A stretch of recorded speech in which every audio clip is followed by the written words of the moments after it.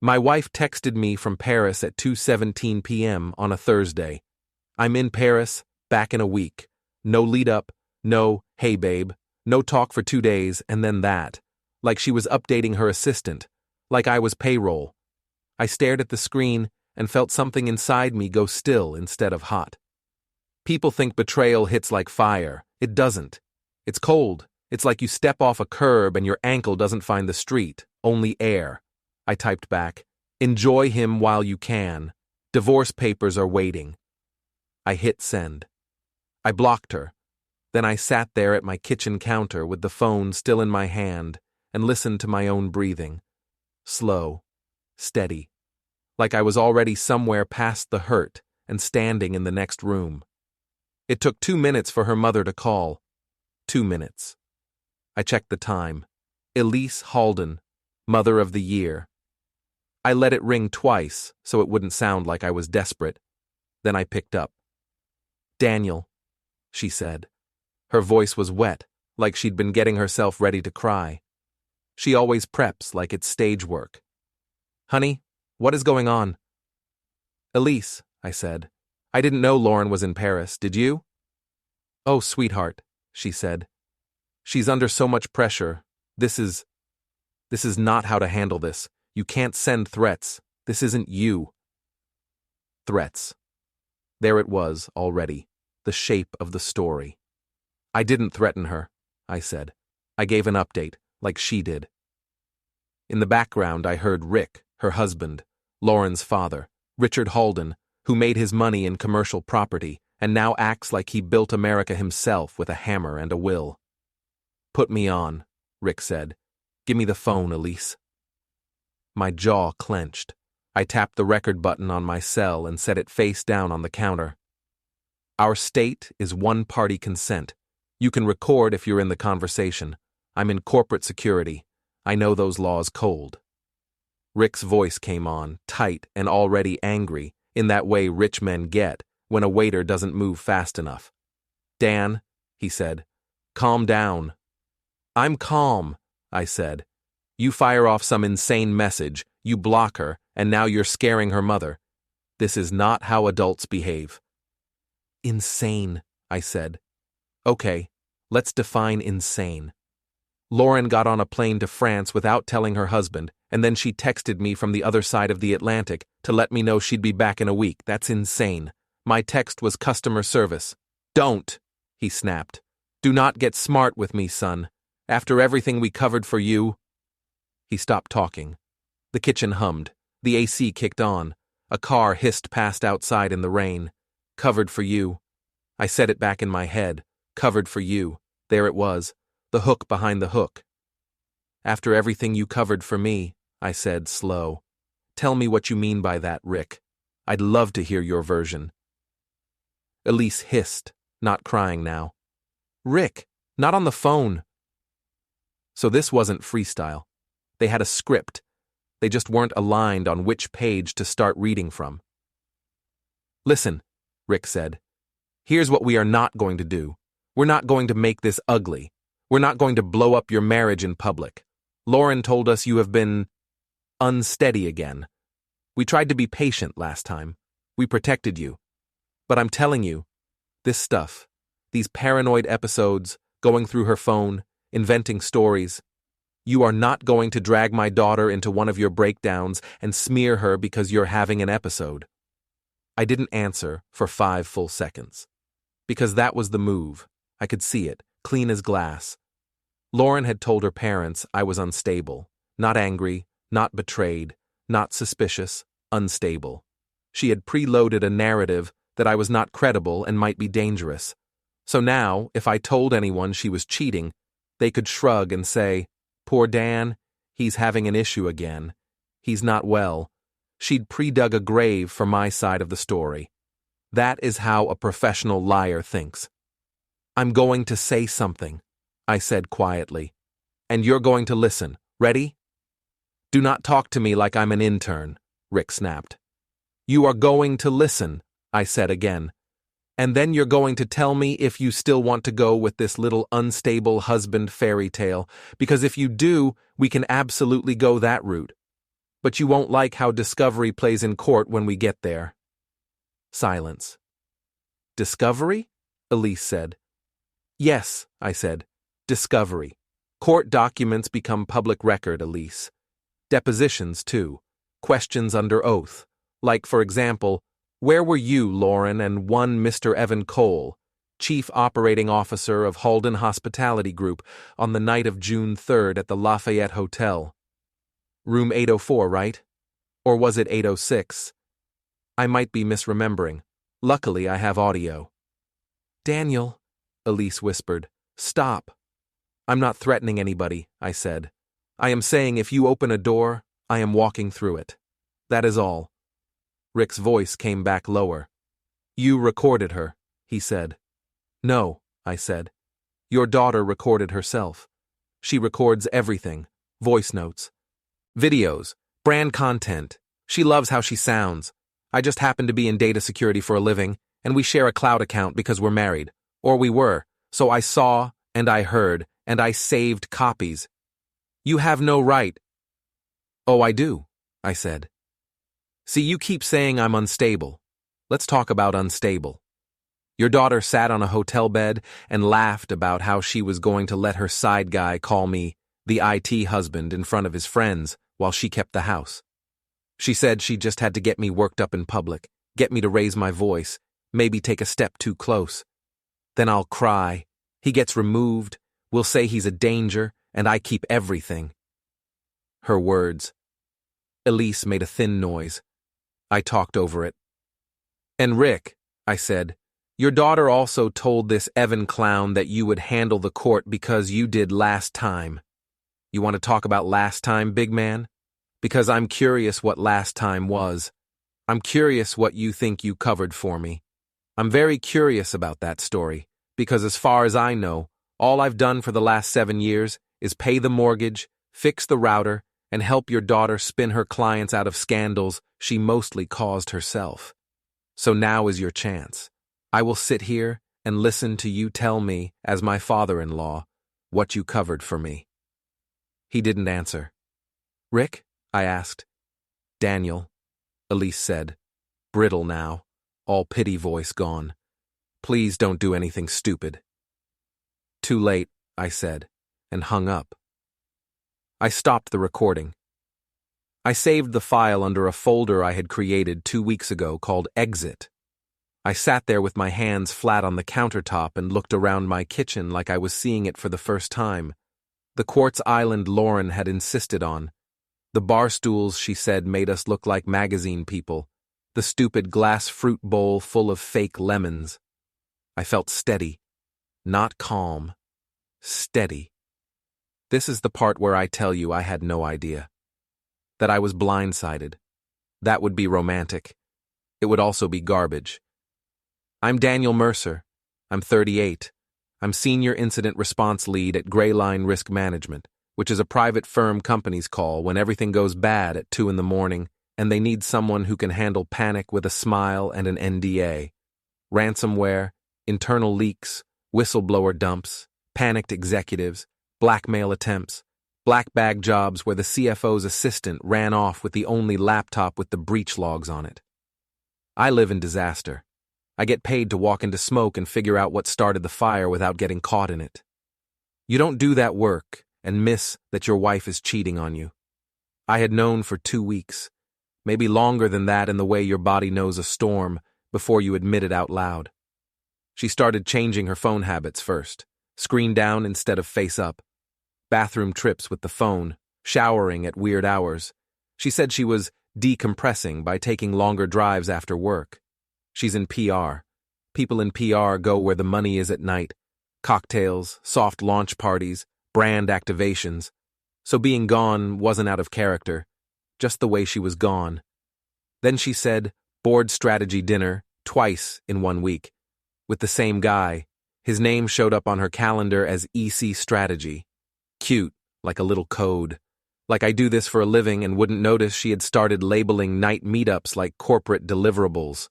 So yes, I knew. And because I knew, I prepared. The first night she stayed late at the office, I mirrored her iCloud backup. People hear that and think hacker movie. It's not. You just need physical access to the unlocked phone for 5 minutes, a lightning cable, and a laptop with the right forensic tools. If you live with someone, 5 minutes isn't hard. Lauren leaves her phone on charge in the kitchen while she showers all the time. People think Face ID makes them safe. Face ID makes them lazy. So 2 weeks before Paris, I pulled her texts, her photos, and her voice memos. I pushed it into a drive and encrypted it. That's how I had Evan Cole, 41 years old, Chief Operating Officer of Halden Hospitality Group, on audio saying my breath in the morning smells like office coffee and frustration. That was cute. I saved that one under humor. That's how I had Lauren's little monologue about how she was going to get him labeled unstable, and then it's done. He'll roll over. That one lived under legal.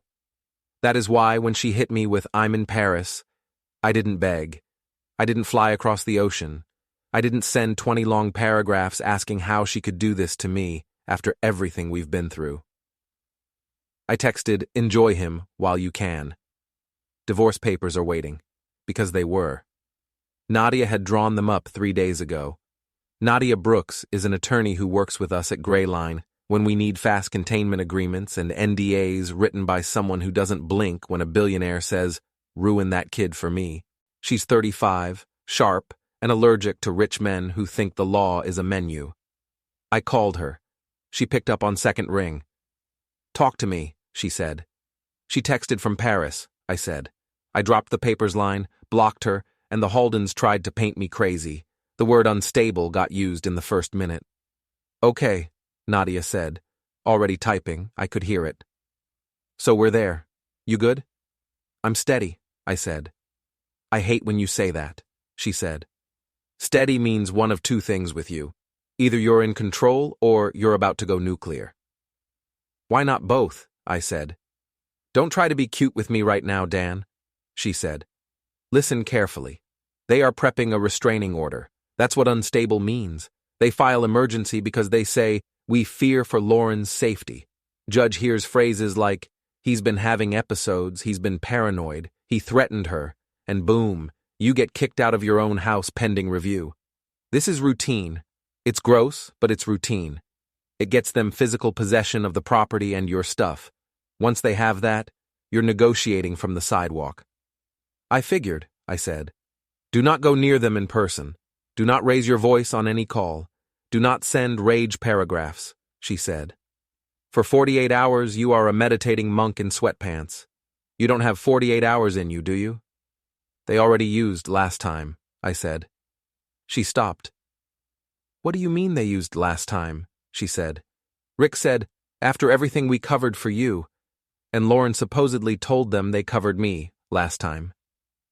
"I don't have a last time," I said. "Do I have a last time, Nadia?"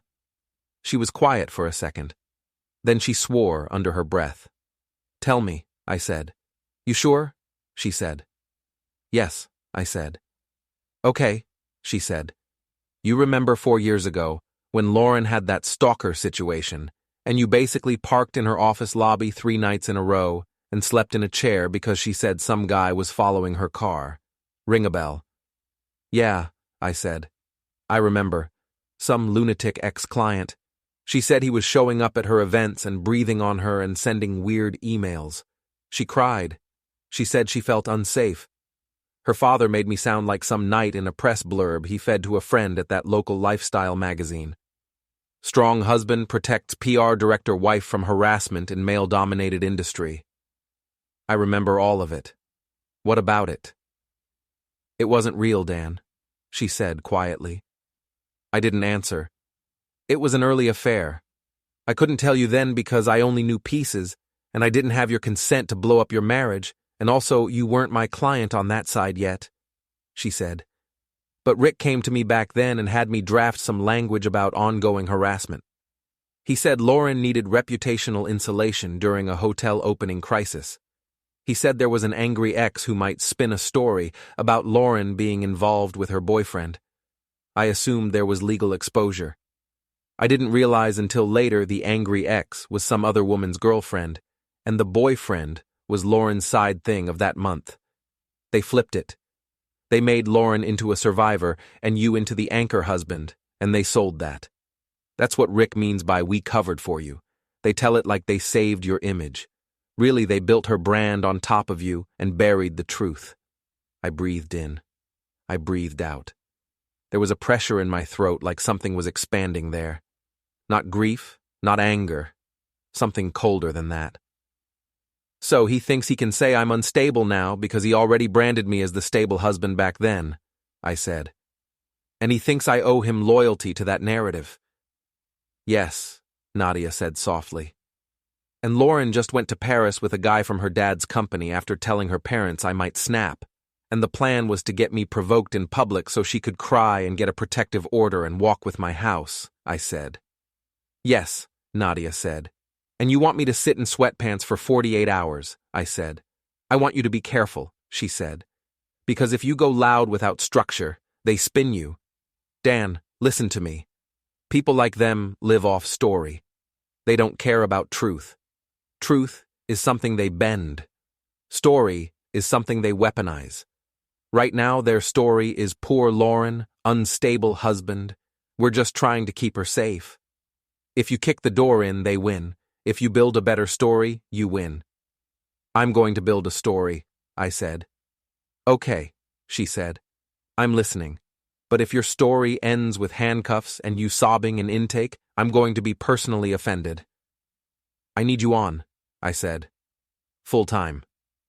This is on, she said. This is off book, I said. Not just the clean divorce packet you drew up. I mean off book. I mean, I am done playing nice with people who think I'm a prop. Define off book, she said. I'm going to humiliate them, I said, and I'm going to take their money, in that order. Dan, she said. Careful. I am very careful, I said. Before we go any further, hit the hype button, take a second to subscribe and like the video. It really helps the channel grow. And tell us in the comments, what would you do in this situation? First thing I did was secure my ground. If they were going to try to get me labeled dangerous and pushed out of the house, then I was going to make it so that if anyone left the house, it wasn't me. I walked room to room with my phone on video and filmed every inch. Timestamp visible in frame. Verbal description of what I was looking at. This is the primary bedroom, I said on camera, steady voice. Here is the dresser I bought with my own pre-marriage savings, receipt still in my email, dated 9 months before the wedding. Here is Lauren's jewelry case. I'm not touching anything. Here is the closet. I'm documenting the condition of everything as of today, which is June 10th at 3:14 p.m. I opened her side of the closet. Shoes lined up like soldiers, dresses in plastic. Her travel luggage was missing, the big cream roller bag. Her carry-on roller was still there. On the shelf above the dresses was a shoebox. Plain black, no label, shoved behind a stack of sweaters. I pulled it down and opened it. Inside was lingerie. Lace. Stuff I hadn't seen before. Tags still on. Not my taste. Evans, probably. Under that, there were folded hotel receipts.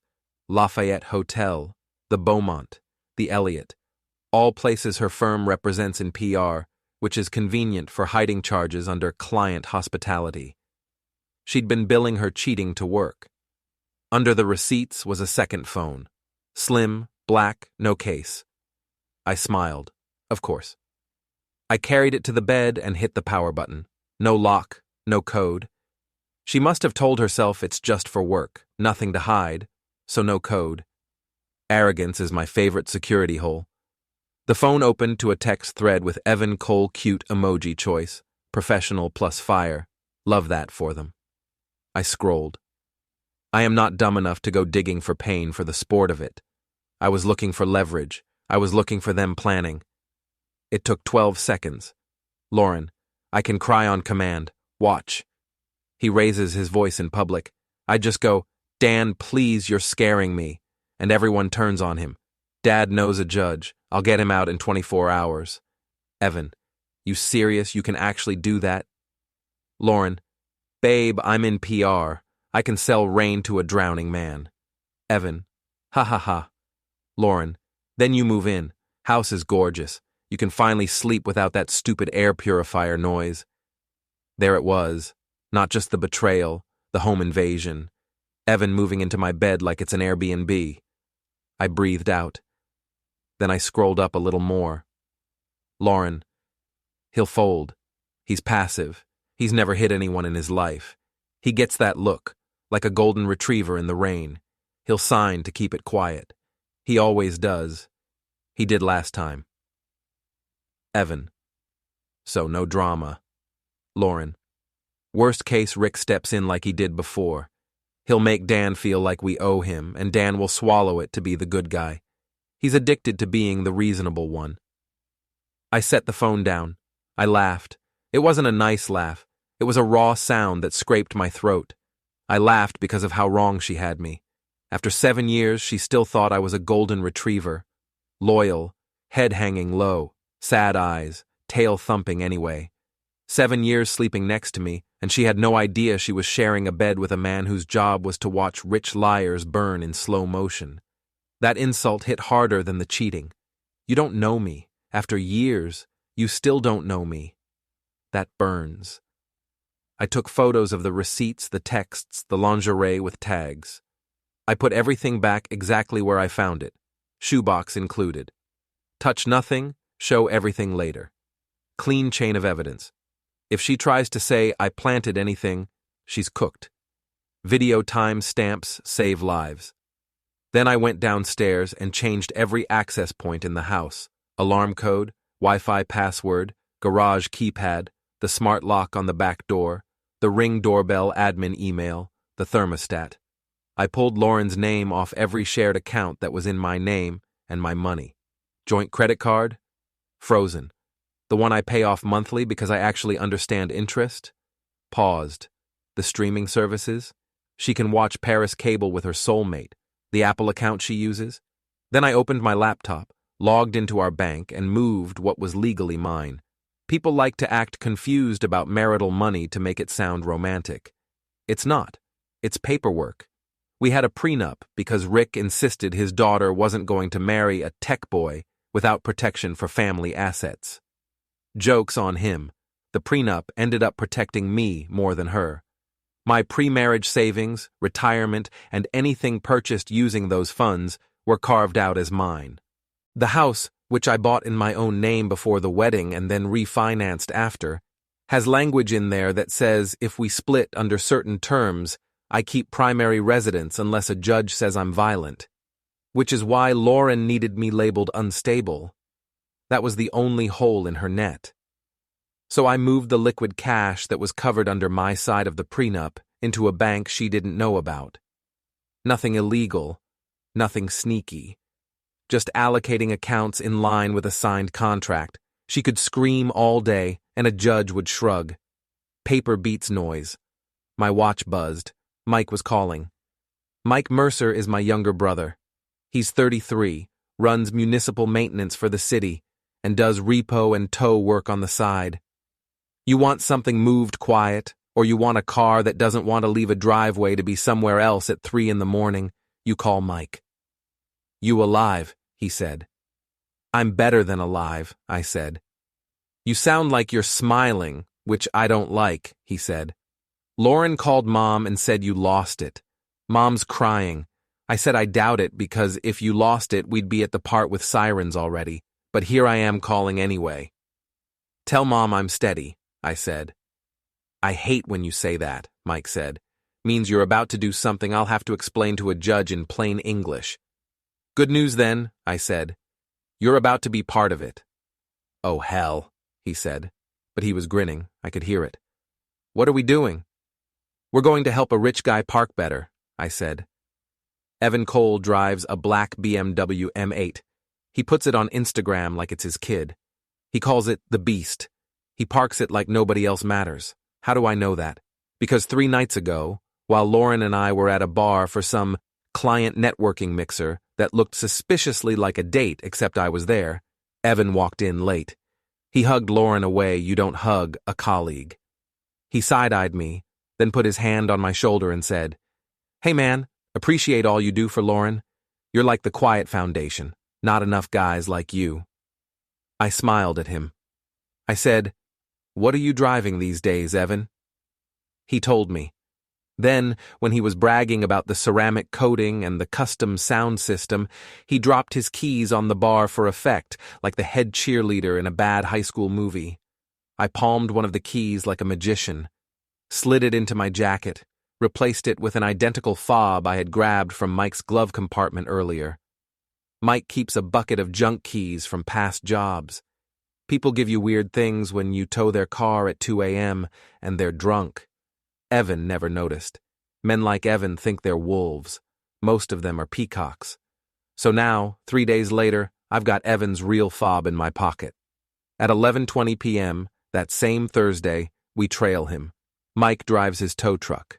I'm in the passenger seat with a baseball cap and a calm heart rate. We follow Evan from the Halden Hospitality office downtown to his building, a new glass-front condo with valet, slate planters, and a concierge who calls people sir who haven't earned sir in their whole lives. Evan doesn't pull into his allowed space in the garage. He pulls straight up to the curb by the fire lane, hops out, leaves the car sitting there with the hazard lights blinking, like he's more important than code. Of course he does. "You ready?" I say. "I'm born ready, big brother," Mike says. I get out, swipe the M8 open with the cloned fob, slide into the driver's seat, and move his precious beast 30 feet forward and 45 degrees sideways. Mike backs in fast, drops his truck's lift, grabs the BMW from the rear wheels, and picks it just enough to move. We don't scratch it. We don't break anything. We're not criminals. We're artists. We drag that car maybe half a block and leave it blocking 2 separate fire lanes and part of a handicap ramp. Then we pop the trunk. We dump his gym bag and whatever was in his back seat right onto the wet pavement. Shaker bottle, protein tub, wallet, a pack of mints, a condom wrapper, receipts, a little Cartier box, empty. I take a mental note of that one. "Street art," Mike says, stepping back to admire. "Give it a minute," I say. We don't even have to wait long. The concierge hits the door first, waving his arms like a traffic cop. "Sir, you can't. Sir, this cannot be here, sir. This is a violation. I will have to call." Evan storms out a breath later, chin high, shoulders up, full fake alpha stride. "What the hell?" he says. "Who touched my car? Who touched my car, man?" "Are you serious right now?" Neighbors start looking. Phones come out. People love a scene until it's theirs. I walk up from the dark edge of the sidewalk like I'm just some guy who happened to be passing through this pretty little meltdown. "Hey," I say, nice and friendly. "You probably shouldn't block fire access. Somebody could get hurt." Evan's head snaps toward me. His mouth opens. His face goes red. "You," he says. "Me," I say. "You did this," he says, pointing, jabbing his finger like a kid accusing his brother of stealing fries. "I'm on my evening walk," I say. "It's good for stress. My wife says I'm too tense lately." "Oh wait, no she doesn't. She's in Paris." There's a beat where that lands, and you can feel everyone within 10 feet tilt in for the show. Evan takes 2 fast steps at me and grabs at my shirt like he's going to shove me back. Hands-on is a mistake. I don't step back. Mike is there before we break contact. He moves in like a door closing. He just reaches in, hooks 2 fingers under Evan's collarbone and blazer lapel, and lifts him back like he's readjusting a toddler having a tantrum. "Back it up, champ," Mike says in his polite voice. Mike has a polite voice he uses right before people make decisions they regret. "Hands off my brother." "Get your hands off me," Evan says.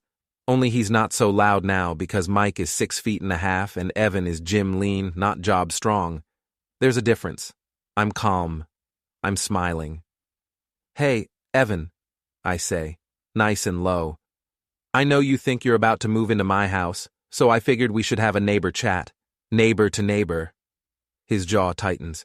You can't talk to me like—" "I can talk however I want," I say. "Because here's what's going to happen. You are going to stay very far away from my house. You are going to stay very far away from my brother. You are not going to put your hands on me ever again. You are not going to raise your voice to Lauren and call that protecting her, because you are never going to speak to Lauren in my presence again. Nod so I know you understand. I don't have to nod, he spits. Okay, I say. Let me help. Nod so I know you understand, or I play an audio file at your investor presentation tomorrow where you explain how you're reclassifying operating costs to make underperforming properties look profitable on paper. Then I BCC Rick's partners on the email. Your call. His face drains. That was the second thing I did to prepare. While I was mirroring Lauren's phone, I saw texts between her and Evan where he bragged about doing cost smoothing at 2 underperforming boutique hotels. Not tax fraud. I'm not touching that. Just internal adjustment. Move maintenance and security expenses out of property ops and into corporate support for a quarter or two, so the profit and loss sheets look pretty in the deck when you go ask for new funding. It's not technically illegal if you can justify the allocations, but it's the kind of thing investors hate to discover from anybody but you. It makes them feel lied to. Rich men hate feeling lied to more than they hate losing money. Evan knows that. He knows it in his bones. So he stops talking. His jaw flexes. His eyes flick left and right, checking how many people are watching. Half the building is watching. Phones are up. This is where guys like Evan go for volume. They start shouting about how everyone in this city is trash and get me your manager. He almost does it. I watch his throat move. Then blue lights wash over the side of the building. Cop car rolling up. Thank you, fire lane. Perfect, I say. I raise my hands a little at my sides. Open palms. I'm in a hoodie and jeans. No sudden moves, officer. I am the picture of calm civilian. I am Nadia's favorite client. Evening, the first officer says when he steps out. We got a call about a vehicle obstructing emergency access. That's his, I say, polite, nodding toward Evan. I was just telling him to move it. He got a little heated, my brother pulled him back so nobody did anything stupid. We were just leaving. You want us to clear out so you can handle this, officer? That's no problem. Happy to help. The officer looks at me. He looks at Evan. Evan is pink and vibrating, eyes wide, tie crooked, collar yanked. He looks at Mike, who is steady like a wall. Then he looks back at Evan. Sir, is that your car? Do you know who I am? Evan says. Oh, Evan. Wrong answer. The officer's face does a thing I have seen 100 times in breach rooms and never get tired of. It's the look of a working guy who got woken up at midnight to deal with a rich kid who thinks laws are for other people. Sir, the officer says, flat now, you're going to need to move that vehicle, and I'm going to need you not to touch anyone. This is harassment, Evan says. I smile at him. Just me and him. Quiet. Hey, Evan, I say. Paris is cute. Shame if someone filmed while you're actually there. His eyes cut to me. What does that mean? He whispers. It means next time you try to walk into my life with your chest out. Remember this feeling, I whisper back. Remember that you froze with a cop looking at you and I didn't. That's the baseline now. That's who we are to each other. He swallows. Good. That's all I wanted from tonight. Put a tremor in the man's spine. Make sure when he looks at me from now on, he doesn't see an IT help desk husband with unstable stamped across his forehead, but something that made him sweat and tighten up. Fear is leverage. Fear lasts. Mike and I walked. We didn't run. Running looks like guilt. We strolled easy, turned the corner, and slid into the tow truck. Mike blew out a long breath and laughed once. That was fun, he said. It was productive, I said. Same thing, he said. You look different. I feel different, I said. He glanced at me. Yeah, he said softly. You do. The next morning wasn't even mine. It was Evan's. He had a presentation set for 9 a.m. at a conference room in the top floor of a private club across from the river. Rick had brought in a handful of investors. Old money, quiet money, the kind of men who call a hotel a hospitality asset, and then act like they know how to fold a fitted sheet. Evan was supposed to walk them through a deck showing how the Halden Hospitality boutique line was ready to scale to 3 new sites. He was supposed to make Rick look like a genius. What actually happened, according to Nadia, was that about 8 minutes in, one of those men cleared his throat and said, "Evan, can you speak to the cost smoothing you messaged about?" and slid a printed email across the table. The email was anonymous. The screenshots were not. Nadia called me from her car at 9:22. "How's your morning?" she said. "Decent," I said. I was making coffee, calm, no shaking hands, no pacing, just measuring grounds and listening to the drip. "Yours." "I wish you could see Rick's face right now," she said. "He looks like he swallowed a battery." "Walk me through it," I said. "Your little packet hit," she said. 3 separate inboxes, 5 minutes before the meeting. Evan's texts to Lauren about shifting maintenance and night security payroll off property books and into centralized just for the next quarter, so the P&L slides sing for the money guys. The HR-friendly way to describe that is creative internal accounting. The realistic way is lying with numbers to impress the people who fund you. Investors are allergic to surprise. They will forgive sins you confess. They will not forgive sins they have to ask you about in front of their friends. "And Evan," I said. "Stammered," she said. "Sweated. Tried to laugh it off. Then one of Rick's people asked about his pattern of boundary issues with female staff. Care to explain that little gift? I filmed him promising a bartender at one of Lauren's accounts that he'd pull strings to get her on corporate branding if she made him feel taken care of," I said. "Sent that clip to HR last night. Guess HR escalated." "You're an evil man," she said. "I'm an honest man," I said. "Same thing some days," she said. "Anyway, bottom line, Evan got kneecapped in front of money. Rick is livid. Investors are spooked. Evan looks like unreliable heat instead of steady leadership. And fun bonus, Rick now understands that you, Daniel Mercy Face Mercer, are holding receipts, plural, and are willing to send them to people with checkbooks." "Good," I said. "Rick is about to call you, by the way," she said. My other line buzzed.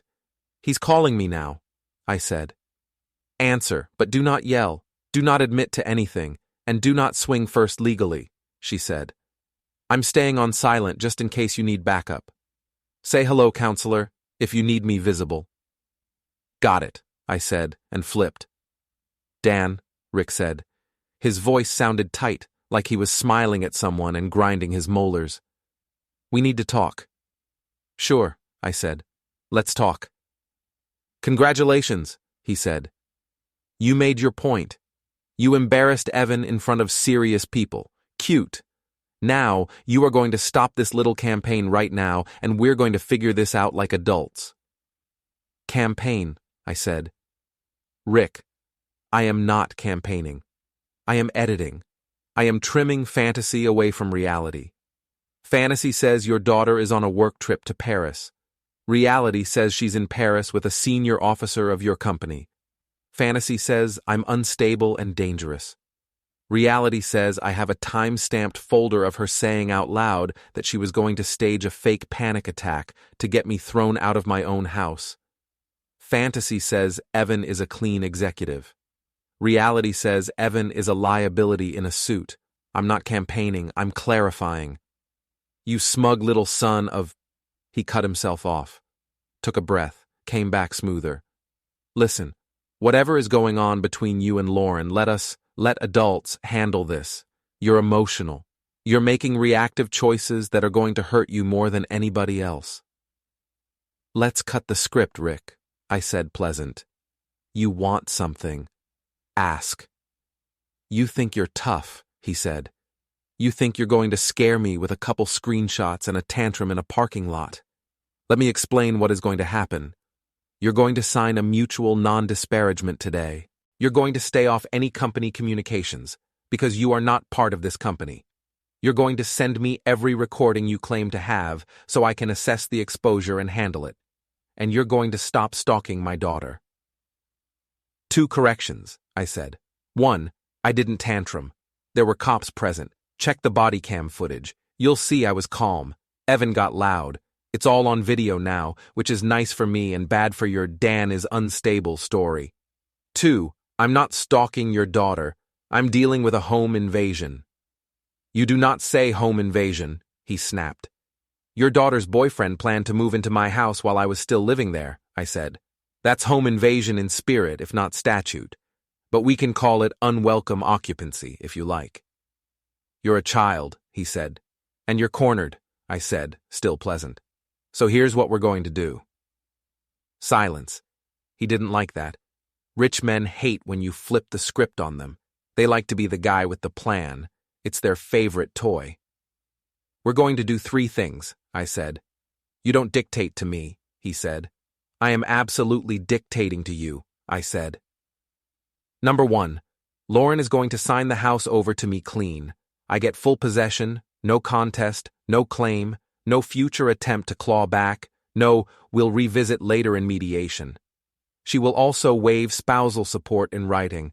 I will send you language. Nadia will notarize. She walks with her car, her clothes, and whatever jewelry she can carry in one bag. That's generous, Rick. You should thank me. That's not how... Number 2, I said. Evan is going to sign a statement agreeing to stay away from me, my home, my brother, and my work. He comes within 50 yards of us. I drop every clip into the inboxes of those investors you just had breakfast with and let them amuse themselves over lunch. You cannot extort... Number 3, I said, talking over him. You are going to get Lauren on speaker tonight, with you and Elise sitting right there, and you are going to tell her, in front of Evan, because I know he's still in the room with her, listen to the air echo in that hotel, it's not your kitchen, that she is cut off financially unless she signs. You are going to say it clear, in a way he can hear, because I want him to hear you choosing money over him, and I want her to feel that choice land while she's sitting on a hotel bed with him. And you're going to do it tonight. Rick inhaled fast. You think, he said softly, you think I'm going to sit there and humiliate my daughter in front of some clown she's seeing, just to make you feel big? Yes, I said. Why would I ever? He said. Because if you don't, I said, still pleasant, I will send every recording to the inbox of that lifestyle magazine that called Lauren a survivor 4 years ago. You remember, right? That little puff piece they ran about how empowered she was to stand up in a male-dominated industry and speak out about harassment while her supportive husband sat by her side. I will send them a clip of Lauren laughing about how she can cry on command and how investors eat that survivor crap up. I'll send them the part where she calls that whole thing a free sympathy engine. I'll explain how you use that fake narrative to leverage female-focused brand positioning for her clients, drive bookings to your hotels, and lock in a PR angle of safe space for women that made you a pile of money. I'll CC every board member on Elise's charity. I'll CC the sponsors for that Women in Leadership mixer Lauren is supposed to keynote on Saturday. Which story do you want out there, Rick? The one where your daughter cheated on a boring IT husband? Or the one where your daughter faked being harassed to sell overpriced cocktail lounges to influencers and you helped? Silence. I could hear him breathing. When he spoke again, his voice had lost all fake warmth. What do you want? He said. I just told you, I said. You're a vengeful little man, he said. I learned from the best, I said.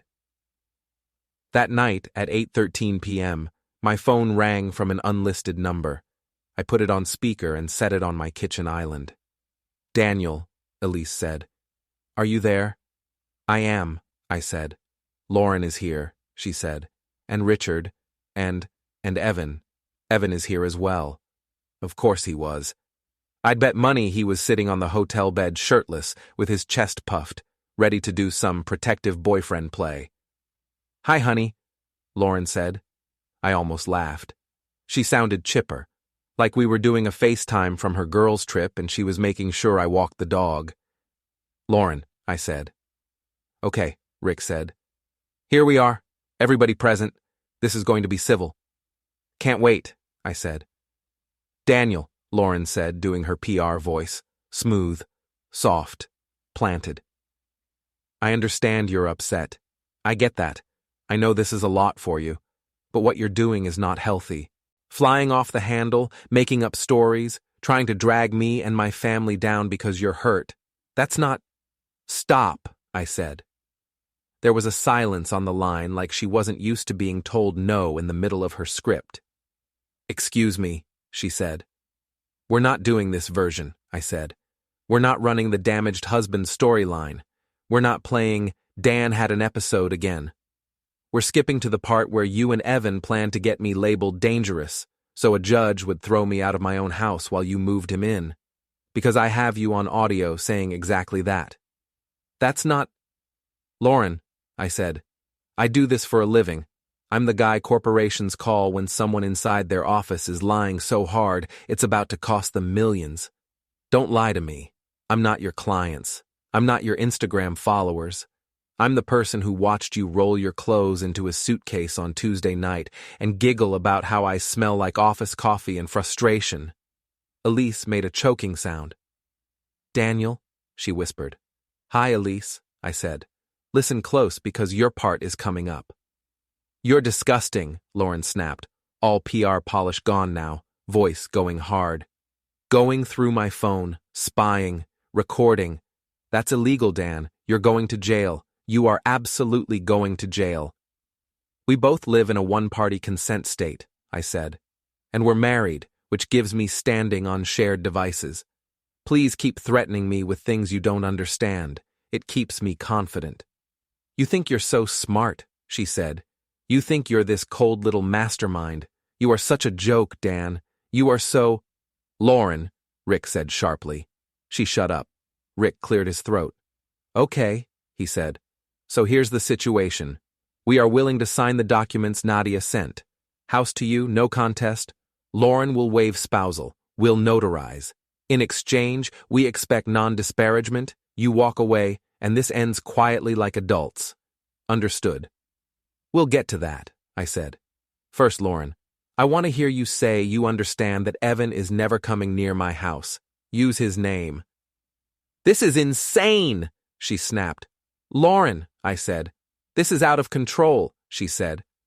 Lauren, I said again, low now. There was a rustle on the other end of the call. Then Evan's voice, smooth, with that Jim Bro leading man tone he uses when he thinks he's in a movie. You don't talk to her like that, he said. Hello, Evan, I said. You hear me? He said. You don't talk to her like, you'll what? I said. Silence. Excuse me, he said. You said you'll what? I said. Before you start performing, I want to know how the scene ends. You'll what? You going to drive over here in your little car? You going to puff up at me again on my sidewalk? You going to put hands on me while my brother holds his phone up and calls the police and tells them some exec from Halden tried to drag a homeowner into an SUV and then tried to start a fight in his kitchen? I want to hear you say it. You'll what? More silence.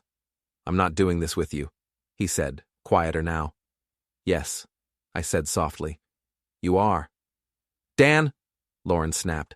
Stop. You're embarrassing yourself. No, I said. I'm embarrassing you. Daniel, Elise said, panicking now. Please, this is my daughter. Elise, I said, listen to her voice. There was a beat. Do you feel big right now? She said. Poison sweet. Do you feel strong finally? Because you've never in your life been enough for me, Dan. Not once. Not once. You sit in your little office and you fix people's passwords and you think that makes you dangerous. You're not dangerous. You're comfortable. You're safe. Safe is not exciting. Safe is not memorable. Safe is not what I wanted by 34. You were supposed to be the safe starter husband, the one I thank in my book someday. You were supposed to be grateful you got me. Your backup power, that's all. It should have hurt. It didn't. It felt like watching a candle gutter out. You see it die, and all you feel is the dark. Good, I said. She barked a little laugh. Good, she said, mocking. Good, I said again, calm. I want you to remember that word. Safe. I want you to remember saying I was safe. I want you to remember how proud you were that I was predictable. I want you to carry that memory into the next 10 days, and I want you to feel the difference between that man and this one. You are so dramatic, she said. Lauren, Rick said sharply. Enough. Here's what's going to happen now, I said. Rick is going to say something. He's going to say it slow, and both you and Evan are going to listen, because it's the last piece of kindness you're getting from that man. Dan, Rick said. Don't say it, I said. Tell her, Rick. There was a hard inhale, and then Rick's voice came on flat, businesslike, the way he talks to contractors when he's about to cut their pay. Lauren, he said, you're cut off. Silence. What? She said. You are cut off, he said, financially, professionally. You will sign Daniel's terms, and you will come home alone.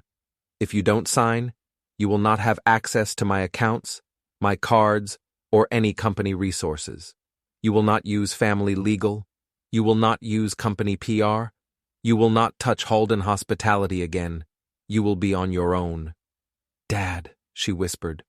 Don't dad me, he said. You lied to me. You lied to Elise. You lied to investors. You put my company in exposure. You used that survivor angle we built for you, and you made it into a joke. Do you even grasp how fast that can go public? Do you even grasp what that does to Elise's board? Do you understand the word liability? Lauren made a broken sound. Evan said nothing. I could hear him breathing, though. Quick, shallow, panicked, like a man watching his parachute tear. Good. You can't do this, Lauren whispered. You can't cut me off in front of him like this. You can't humiliate me like this in front of him. Dad, please. You did this, Rick said. Not me, you did. I smiled, small. Thank you, I said. Are you happy now? Elise hissed. Daniel, are you happy now? Is this what you wanted? No, I said, but it's a start. They thought I was going to stop there. They thought money was the end game. They thought if I got the house and Evan backed off and Lauren lost her allowance, I would sit down in my recliner with a beer and feel like a man again. No, they didn't understand me then. They do now. What I wanted wasn't just to win. I wanted her name burned. I wanted her story taken. I wanted the version of Lauren the city knew, the polished survivor in heels who stood up in a male industry and built a safe culture for women, ripped off in front of her peers with the lights on and glasses clinking. I wanted her to feel what I felt when I read those texts. Small, exposed, seen for what she really was, not what she sold. I picked Saturday night. Saturday night was the Women in Leadership mixer.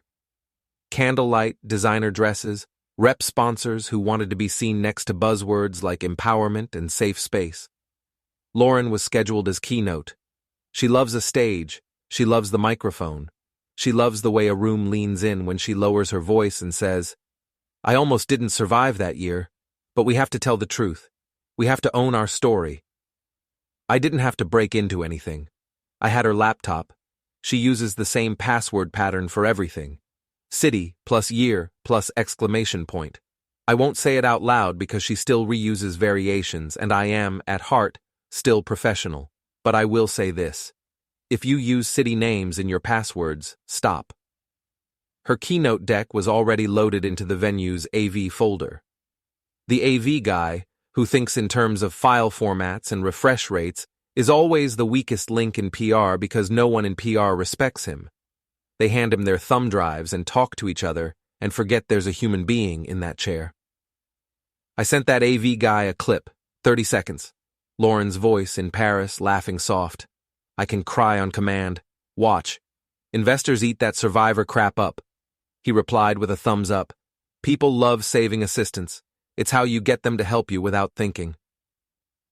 At 7:42 p.m. Saturday, I walked into the event hall on the third floor of the Riverside Hotel like I belonged there.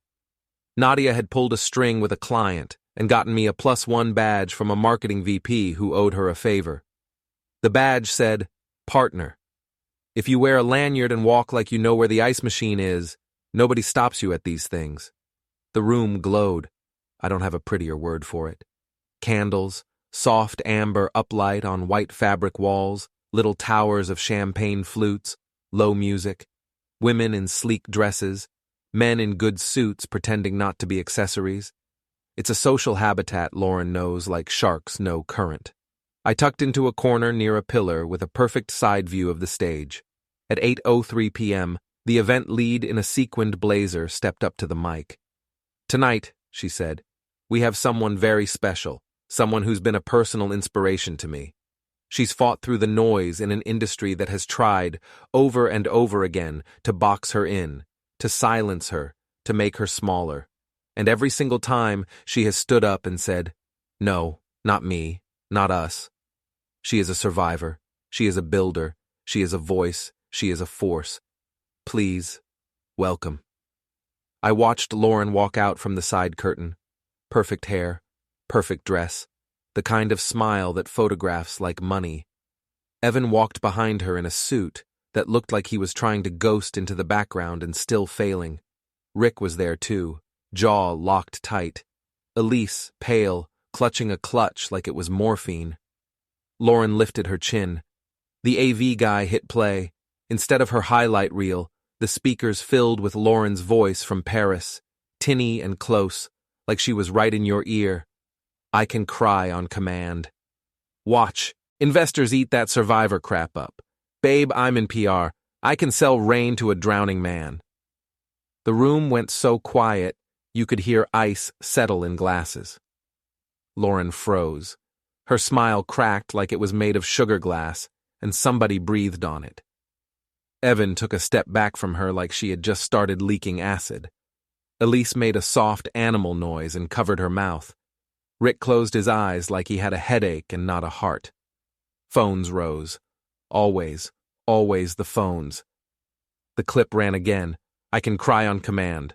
Watch. Investors eat that survivor crap up. Somebody gasped. Out loud. Not staged. Pure human. I watched Lauren's throat move. She looked across that whole glowing room and found me where I was standing in the corner like a fire exit sign. Her eyes locked on mine. If you come near me again, I'll cry, I mouthed. Her lips twisted. She knew then. She knew it was me. She knew exactly how. She knew I had gotten her own voice, her own words, and I had used them to salt the earth under her feet. That was the moment she understood what safe felt like in reverse. That was the moment she realized I wasn't safe anymore. The host ran up, babbling something about technical difficulties and authentic voices, and we're all learning, and this is a safe space to be messy, which would have been funny if it wasn't pathetic. Lauren disappeared backstage. Evan followed, head down. Rick stayed planted with his jaw clenched, pretending he was a statue. I finished my drink and walked out. They didn't call the cops. Of course they didn't. You don't call the cops into a room full of donors in cocktail dresses and ask them to witness you losing control of your own brand. They sent security. If you have never seen corporate security do personal damage control, it's almost cute. They're not cops. They're not street. They're professional calm in black suits. Ex-military sometimes, ex-police sometimes just big guys with polite voices and good posture who know how to stand in doorways. Two of them were waiting by the service exit on the south side of the hotel when I walked out toward the back lot. Mr. Mercer, one of them said. Sir, you mind if we talk a second? Sir. There it is again. Sure, I said. Let's talk. We'd love for you to take a ride with us, just to sit down somewhere quiet, clear a few things up, the other one said. No problem, no drama. When a man in a black suit you don't know tells you to take a ride, you don't get in the car. Appreciate it, I said. Hard pass. It'll be easier if we just go now, the first one said, keeping his hands low, non-threatening, the way you're trained to look on camera. I said no, I said. They shifted closer, casual, like we were all friends about to share a vape behind the gym. That's when Mike rolled his tow truck right up to the curb and set his hazard lights flashing like a landing strip. You gentlemen need help with something, Mike said, nice and friendly. Sir, this doesn't concern you, the first one said. It does if you try to put my brother in a car, Mike said, because if you try to put my brother in a car against his will, that's a kidnapping call. I don't know how you two spend your Saturdays, but I do mine free of felonies. Nobody said against his will, the second one said, smile tight. I'm saying against his will, Mike said. He's saying against his will. You hearing against his will. Just want to make sure I'm getting everyone on record. Phones are poison. Everybody knows that now. 10 years ago, guys like this would have grabbed me by the elbows and walked me away, told the cops later we had a polite chat. Now, you end up on 6 feeds and a Reddit thread before you make it to the SUV. You don't have to make this ugly, the first one said quietly to me.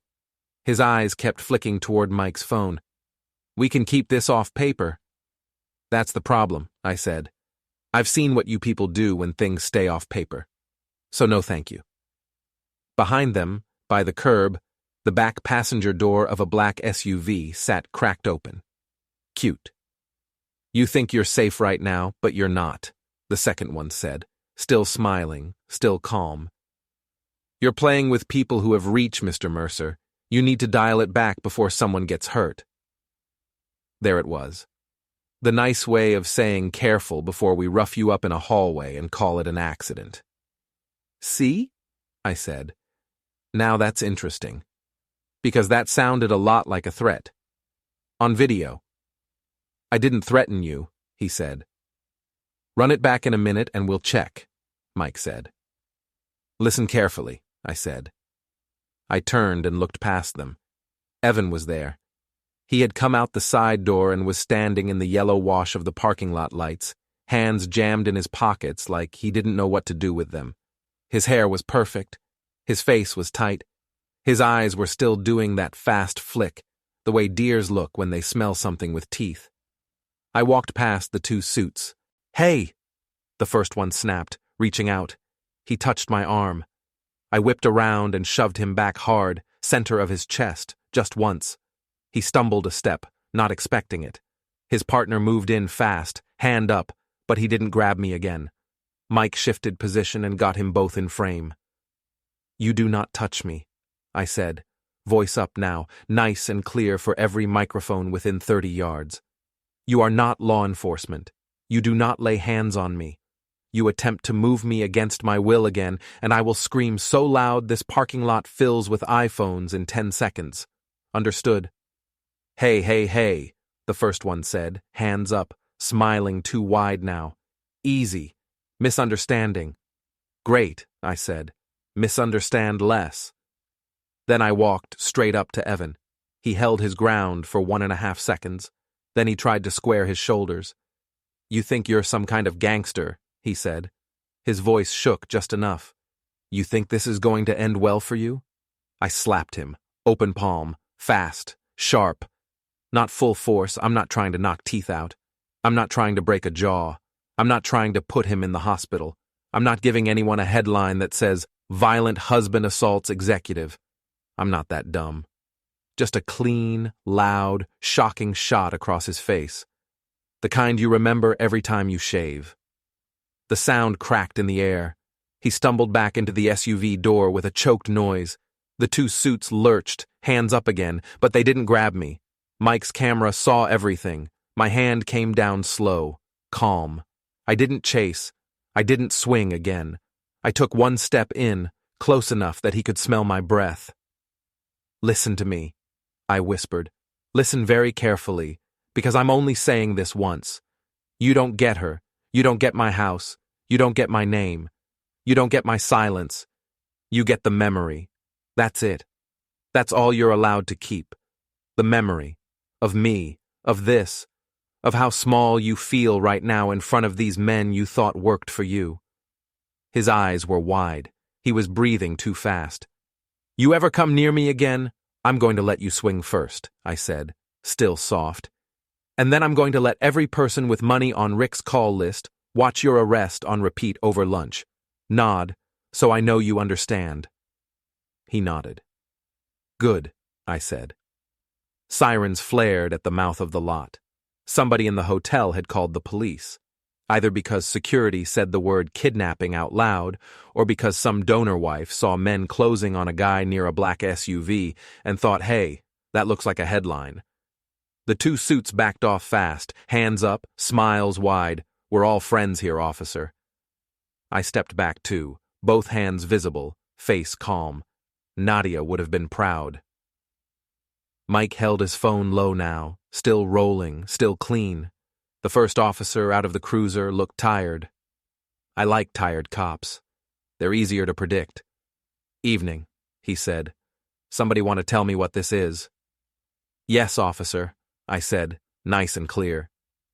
Two men I don't know attempted to get me into a vehicle I did not consent to enter. My brother here recorded the whole interaction. I'm happy to send you the video. I told them to step back. They eventually did. Then we had a verbal disagreement, which is over now. I would like to go home. That true, the cop said to the suits.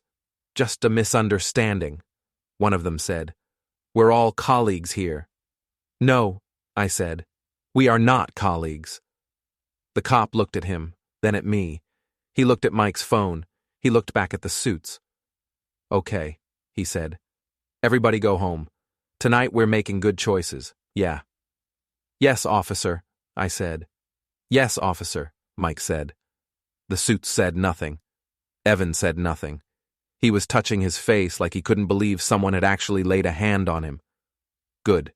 Fear is leverage. Fear lasts.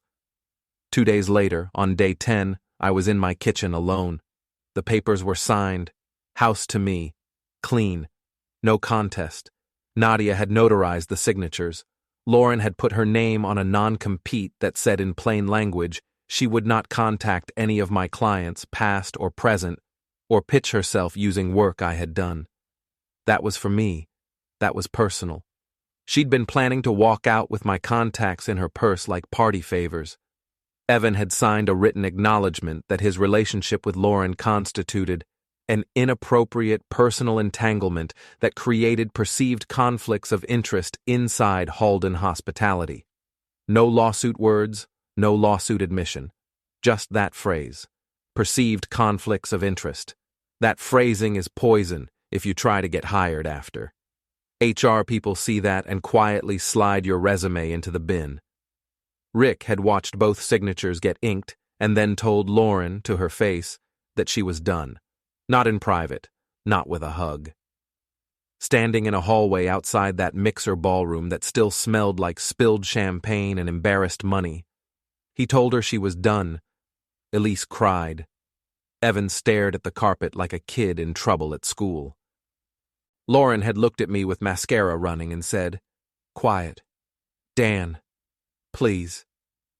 First time she'd used my name like that in weeks. The voice she'd used on me when we first moved in together and she asked if I could hang the shelves in her office because she couldn't reach. Baby, please. That voice. I had turned and walked. I didn't look back. That should have been the end. If this were one of the stories people tell themselves in bed to fall asleep, that would have been enough. Papers signed, assets locked, reputation scorched, exit achieved. But this is not bedtime. This is real.